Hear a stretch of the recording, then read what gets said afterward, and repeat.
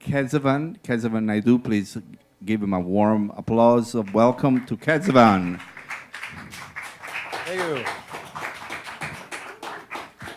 Kesivan is one of our students that recently joined our program just this year, and I was his advisor, and it's been really interesting to see how exuberant, creative, and how far-fetched his ideas are about music and putting a lot of different elements. So it's very exciting for me to hear this presentation, because I know you're going to be surprised by his vision. I'm not trying to build this too much. No, please don't. and please again welcome Kesivan Naido. Okay. Thank you. Thank you. Well, my name's Kesivan Naido. I'm from Cape Town, South Africa. It's a real honor for me to be here. I mean, it's a real dream for me to be here at Berkeley, I got to say. I mean, I was already a professional musician before I came here, and to be able to be around my heroes is completely almost far-fetched for me. So I got to say thank you to you all for accepting me into this institution. So with that, I'd like to thank my advisor, Marco Pignataro, for encouraging me to, on this mission. The Dean, Camille Kolatosi, for all your support. My band that I brought together for this project, which is Edma Colon on saxophone, Witness, Capello Fireboy Matlau on piano, Sungo Young on bass. The producer was Porche Pons, Julia Brichelle, writing assistant and camera, sound engineer Adam Weiss, sound editing Mr. Bob Patton, mixing engineer Kareem Clark, video editing Michael Gamarov, and my external advisors, Matt Mavulio, John Lockwood, and Anthony Scabilia. And definitely a massive big thank you to the masters at Berkeley Global Jazz Institute. I'm referring to the masters which are our teachers, which the faculty of Mr. Elan Carrington, Mr. Joe Lovano, Mr. John Patitucci, and our brave, fearless leader, Mr. Danilo Perez, who was basically the guy that kind of said to me, you can do it. When I came up with this idea of putting a superhero kind of concept with music, actually the first concept was just to record an album, and he said that it was boring. So then I told him about this other idea, and he was like, that's it. So I would like to present you a video that I've made about trying to explain you the concept of this piece of music, this work that I put together, and hopefully it gives you a clear picture. Thank you for your ears, and enjoy.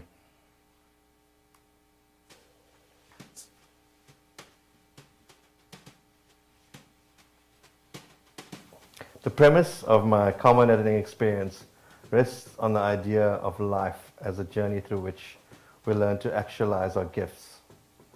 On this journey or quest for being fully alive, we receive guidance, go through struggles, and join forces with others.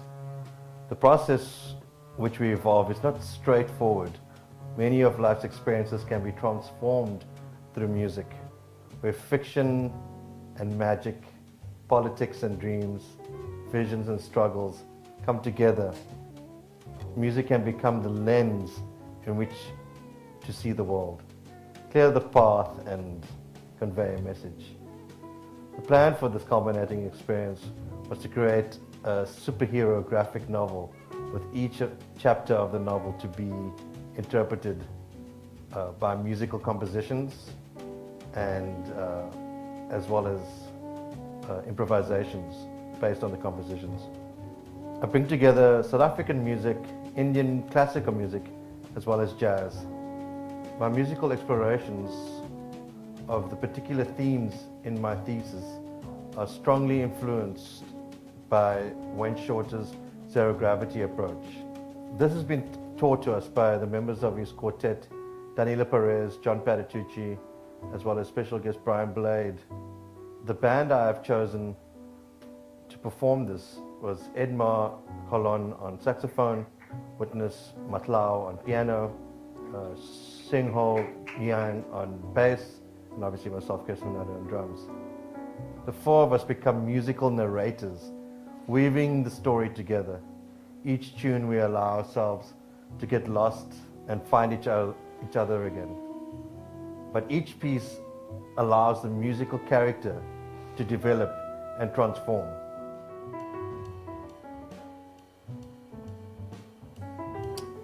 The beauty of realizing this project was to let go of pre-formed expectations and create music in the moment collectively, calling each artist to contribute equally and lend himself to the spirit of the moment.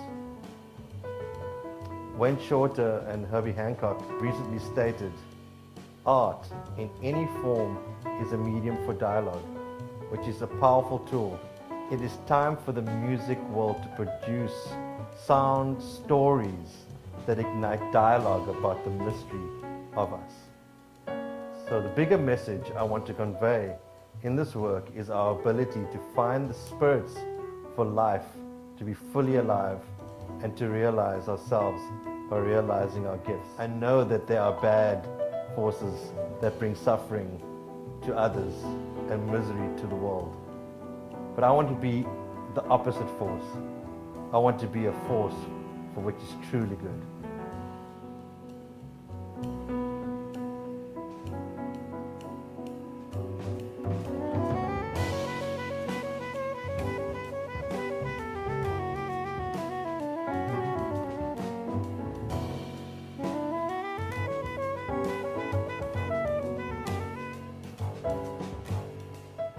Here the main character, I call him Jack, is introduced. Jack has a terminal illness and the doctors are not able to figure out what it is, let alone find a cure.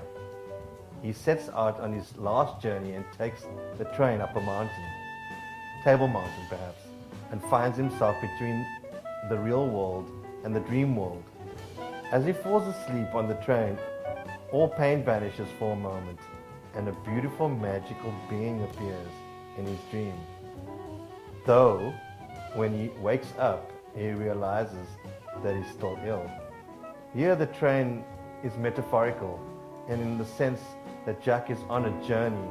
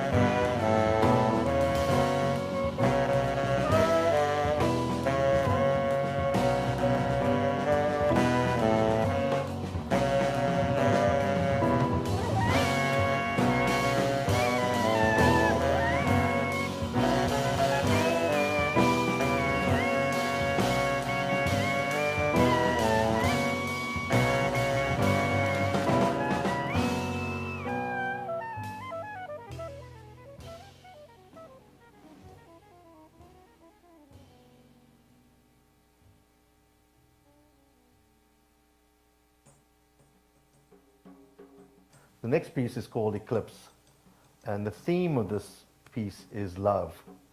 Slowly, Jack steps into the blazing sun and continues his journey upwards through the woods until finally, when the sun is already gone down, he reaches a plateau, a clearing from which he can oversee the city. He is ready to give up, ready to die.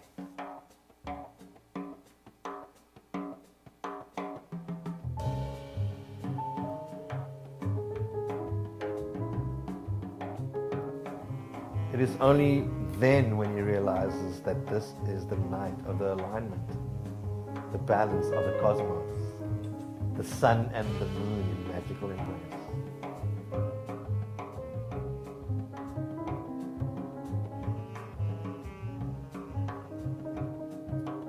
There, in some distance, is a strange being. She appears light-footed, almost floating as if the waves that carried her up the mountain. His personal crisis represents a crisis in the spiritual world. The dark forces have captured the Dreamweaver and have put a spell on all of humankind.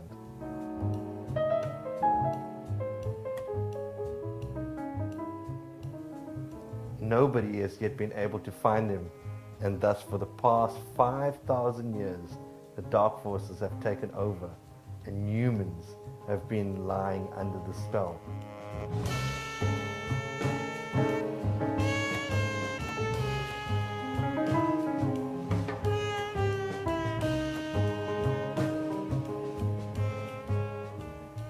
The Dreamweaver is the master of the dreams and the one who brings balance to the dream world. Without him, humans are not able to be fully alive and are doomed to walk the earth in a zombie-like existence. This is why there is so much greed in the real world. It was during a hike up Table Mountain during an actual eclipse when the melody and the scale of this part of the story came to me. The story is also inspired by the Hindu mythology and idea of the 4 ages.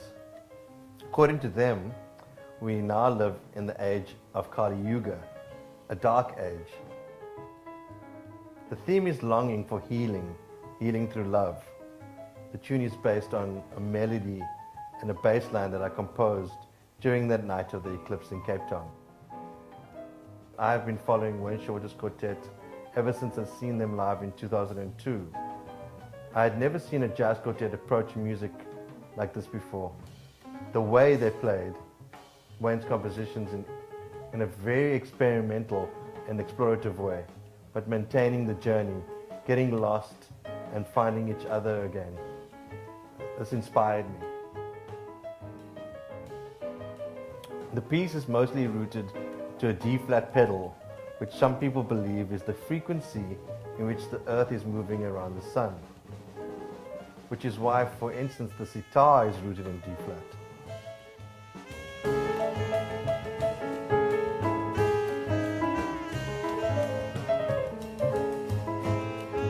But in the end, it is also hopeful, and this is significant because our protagonist has found his purpose.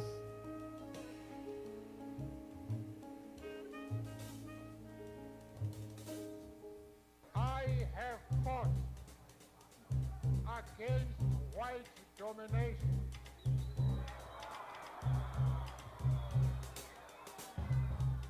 And I have fought against black domination. I have cherished the idea of a democratic and free society in which all persons live together in harmony and with equal opportunity. It is an idea which I hope to live for and to achieve. But if needs be,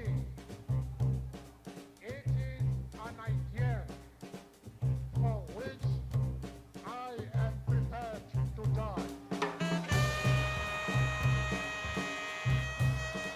Jack is now awakened and knows what he needs to do. He's on his way to training. He is inspired, in love, and guided. He's fighting for humankind. This piece is very personal for me because it has the sample of the very first speech of Nelson Mandela after he was released from prison at the Cape Town City Hall in 1990. I remember watching him with my entire family. Everybody was extremely emotional that day.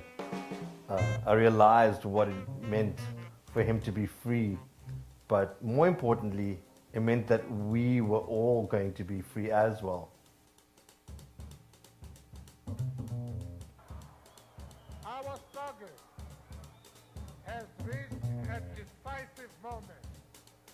We call on our people to seize this moment so that the process towards democracy is rapid and uninterrupted. We have waited too long for our freedom.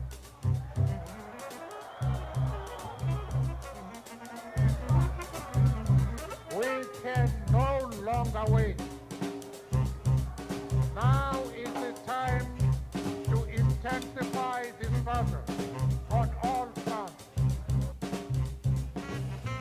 The music is deeply inspired by the political trauma in South Africa, which has affected my family and many South Africans. One of my uncles, Marcus Solomon, was imprisoned with Nelson Mandela from 1964 to 1974. Many of my family members dedicated their lives to the anti-apartheid activism. From a very early age, this has instilled in me a deep awareness of the social injustice in my country and the struggles it takes to overcome it. Therefore, to see music as a tool to create awareness and ultimately social change is dear to me. It was amazing for me to discover that when this tune is played at a certain tempo, the rhythm of Mandela's speaking fits perfectly with the groove of the Toy Toy. To relax our efforts now would be a mistake which generations to come will not be able to forgive.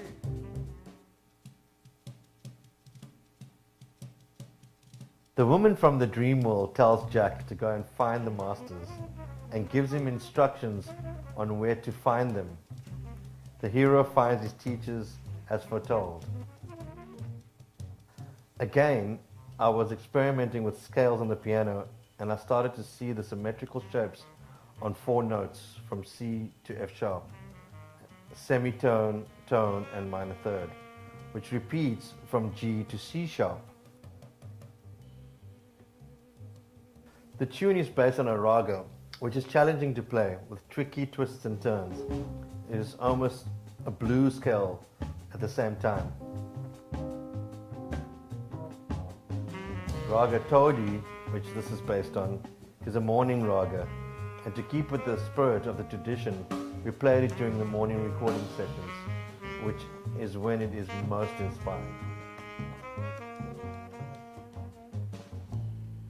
Personal memories were very present as my grandmother passed away during the time I worked on this project. She was my first master, showing me how to navigate the muddled waters of life gracefully. In this sense, the piece draws from the lessons I have learned in all stages and realms of life, and is dedicated to all my teachers.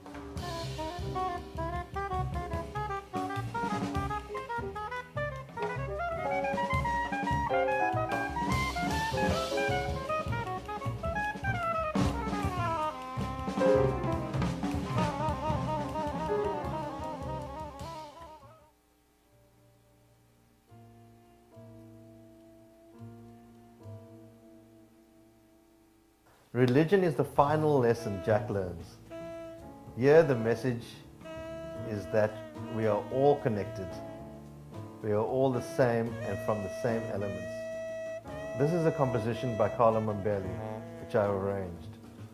In this arrangement we morph the improvisation to a sampled loop of the Lacrimosa section of Mozart's Requiem. It is layered by the piano and bass, who play the same sequence of notes at different times, which form canonic harmonies.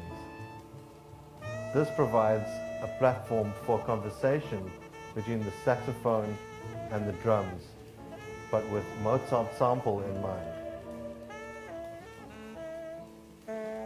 The tune Religion invokes that, the letting go in order to embrace life and our ability to be transformed while staying true to who we are.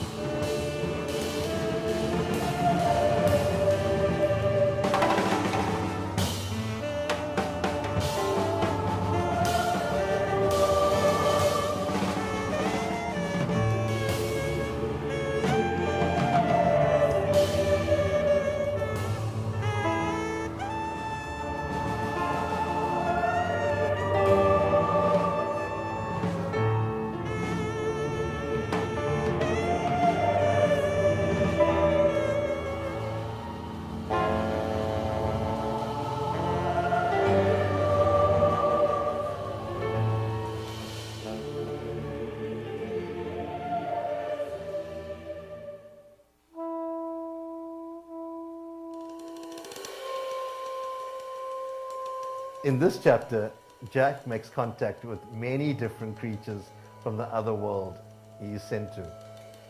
The hero has now realized his powers and is on his way to saving the Dreamweaver.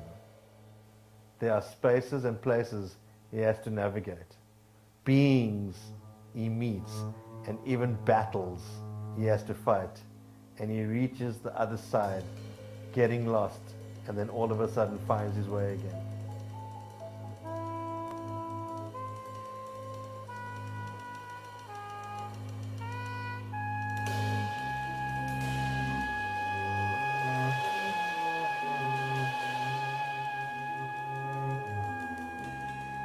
The idea was originally inspired by Alexander Scriabin.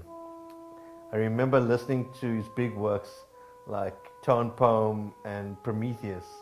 And what I've noticed, which is a common practice, I suppose, in many classical music, is he takes simple themes and throws them around the orchestra in different ways. I took this simple idea from him and used this 5-note melody to explore what different colors and moods it brings out.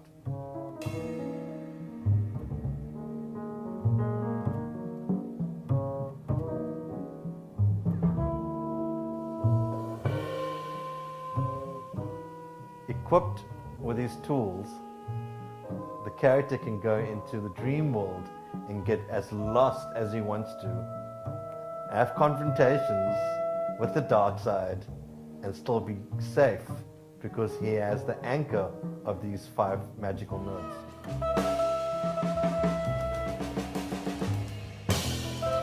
Eventually, at the end, we attempt again the zero gravity concept by letting go of the 3/4 but finding our way back.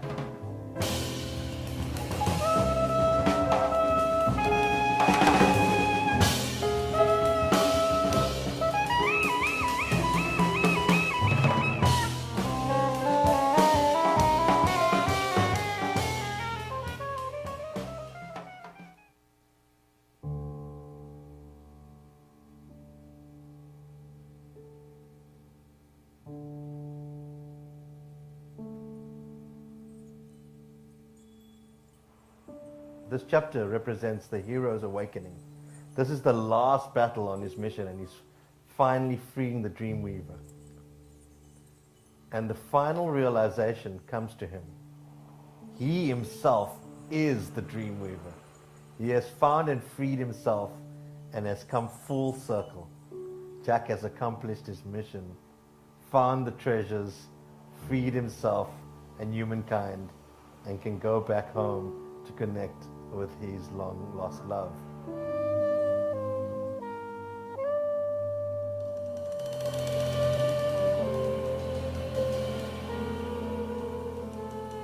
I played the piano one night, and when I was playing around with this chord, all of a sudden the tune developed.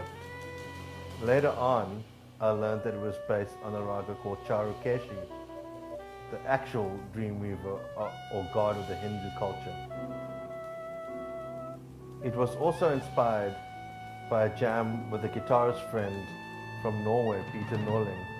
He told me that the open D string on the guitar has this magical sound.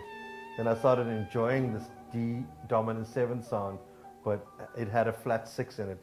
And somehow I had a very emotional feeling, or maybe a magical feeling from it.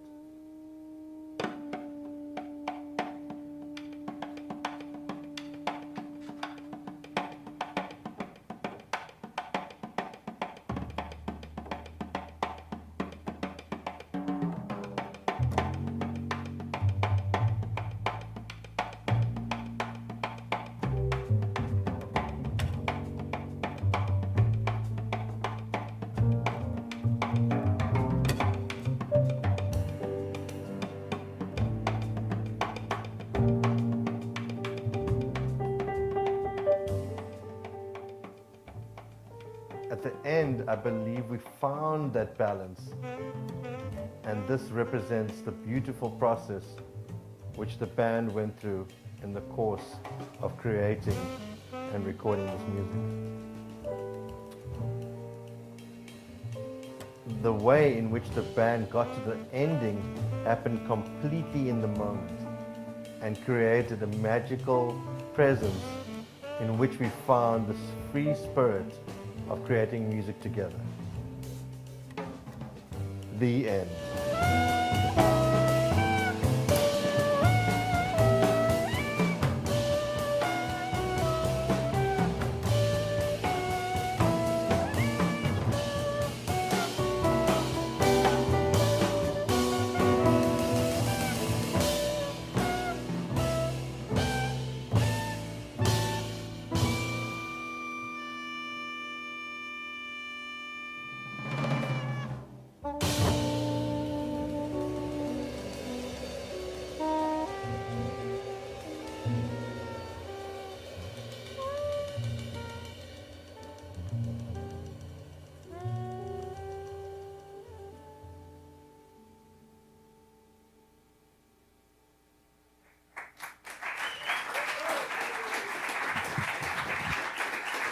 Did I tell you what?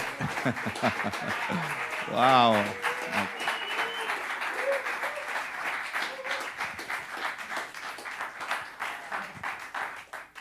Yeah, man, sounds great. You know, when I look at this, we met and we talked about it, and seeing the whole video and whatever made me think of mysticism and jazz. You know, I think you almost got a thing going on here. It's like raga bop. You know, when you hear like the raga thing and whatever, and the way the harmonic language that people have when they're playing on it, you know, it's like kind of a post bop, but with the raga going on. It's very hip. Can I steal that? Yeah, sure, raga bop. I mean, it sounds like raga. I'm just like raga, yeah.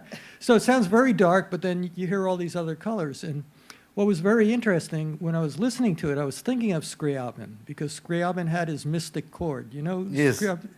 It's really like a, you know, when you look at it intervallically, it's kind of funny, but if you're a jazz player and you look at the chord change, it's like a D triad over C7. You know, it's like C7 with, you know, sharp 11, 9, and 13, but it's arranged in a certain kind of voicing. And again, I keep going back to BGJI concepts. You know, I think I'm a guy from New Jersey who's a mutt, you know, so I don't really have anything. When I think about if I were to write about my culture, I don't know what it would be, you know. The Bayonne Bridge, maybe, you know, something like that. But when I see these things, I'm not really accustomed to thinking about music with a message. For me, I'm coming from another angle. But when I hear the music, it really has a message to it. I think the music stands alone and should be able to stand alone without the message, and I think your music really does. You know, and when we were thinking about this master's program, Danilo and I talked about this for about 2 years before, you know, we went through the gamut of all these things. And the one thing that Alan was on the committee, and we all said we wanted to have a master's program that was something that we would have liked to had when we were going to school, because, you know, I went to the conservatory and you did your junior recital, you do your senior recital, and then you're done. But here we have this really concentrated thing. But I see the multi-dynamics of this. I could almost see this as like a Sin City kind of video thing with a jazz soundtrack. Yeah, exactly. You know what I'm saying? Yeah, and it would be like, wow, you know, the animation, the real life doing things. I like the way you narrate it. The one thing I would say is that those clips where you narrate it, when you say something profound, you should look into the camera. Because, you know, you say something like with the Coltrane and all these things, just a little glimpse. I think it's good that you look away from the camera. It would be really odd if, you know, you were looking straight into the camera. But to make a point, I think it's good to move a little. You know, if you were to do something, I like the video. The video would be great to present to different people for festivals and things like that. I mean, I could see, you know, this could be a play. You know, I think what you have to do is flesh out the whole character of Jack. Yeah, I do have a fleshed out version. Oh, good. But I couldn't present it right now because it is too long. I mean, the one thing that I thought about too, maybe it's the Jack thing, but you know, I thought about the Miles Davis CD of Jack Johnson. You know, it really conjured up those visions because there's a narration, the whole thing about Jack Johnson and the whole story about Jack Johnson. And the way they play off that whole thing was very hip. I mean, that was like powerful when I was a kid, you know, listening to that. And I think this has that same kind of power. You know, it's such an international amalgam of culture, just like the raga, you know, but then you're playing bop on the raga, you know? It's like you're bopping on the raga. It's like a beautiful thing. So congratulations, man. It's really nice. Thank you, man. Yeah, I found it thoroughly engaging. It, you know, captured me from beginning to end.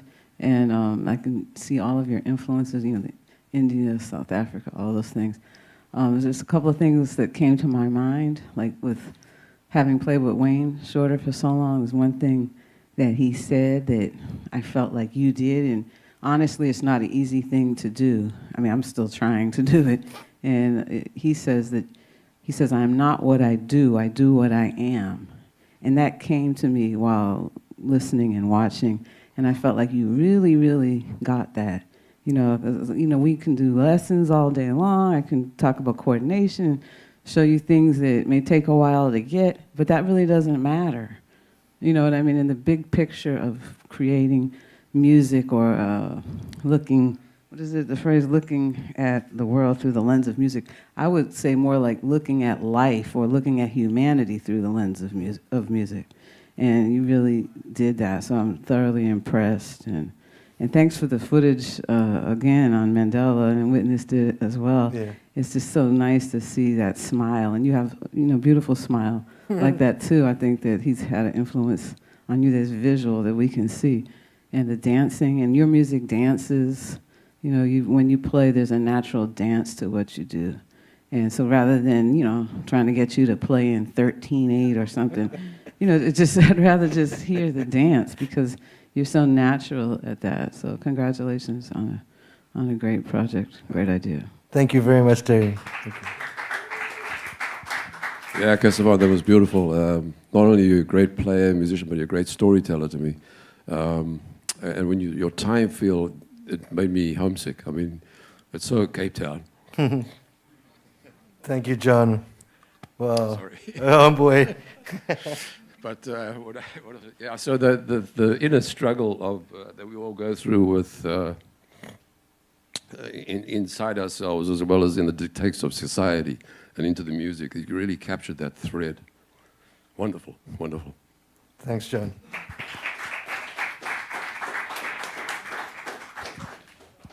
Kesivan, congratulations. I thought it was a great piece. I'm hearing it for the first time. It has real waves of energy, and it's powerful and really gripping, and seems to have a story and form that connects everything together really well.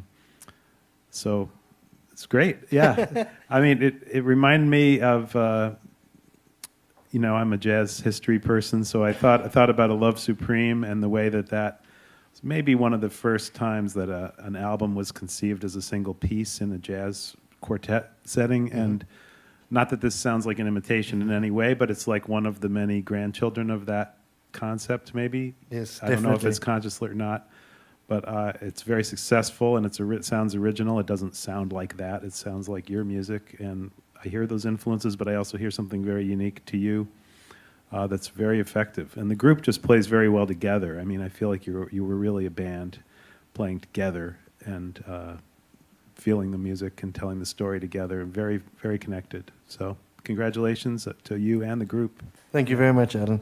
Actually, I'd like to say something. Funnily enough, I actually listen to Love Supreme once a week at least.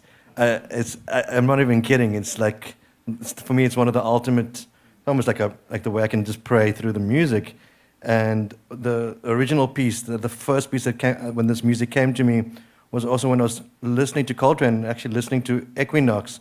And the original version of Equinox is actually in D flat, which and that's where I was so inspired by, like, wow, Train was so influenced by nature and the universe, and you're right. He is, for me, like my grandfather of how I got into jazz. In fact, my first jazz record somebody ever gave me when I was 12 was a John Coltrane record, and it changed my life.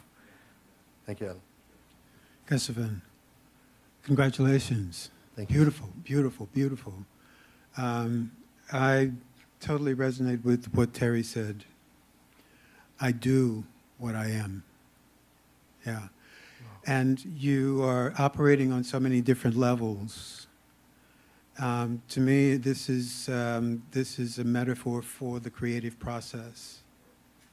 This is a metaphor for the artist temperament that we in this room know and strive for. This is beautiful work. Thanks. Thank you so much. Thank you. Captain, I will be brief because we are out of time and, Sure. and we work all year. And so I saw all this crazy idea of yours coming to light. And it's really incredible to see this video. I want to compliment you, and I want to compliment you as a leader. And the band sounded just incredible. Emma, Witness, Sungo, wow, a big clap for them. Yeah. Wow, so much great playing. And as I say, musically, it's interesting how the sound of this project kind of stands out from most of the other students, and how you come from, this influence from Wayne Shorter, which you would think would be greater, but I think you really capture, the train sound and make it at the same time so global, and I think that's very interesting how you made the connection between the things we talk about in the Institute, but coming from that sound. I think I don't hear anybody doing that, and I personally really like that, as a saxophone player and a fan of Coltrane and Wayne Shorter. So this is amazing. Maybe my only suggestions for the video, for people like me that are not coming from an English background, maybe some of the things you were saying, I was getting lost with the sound. Maybe some subtitle would help, because you also have an accent. Do you? Do I? Anyway, beautiful. Thank you, Marco. Thank you, All right, everybody. wonderful. Thank you.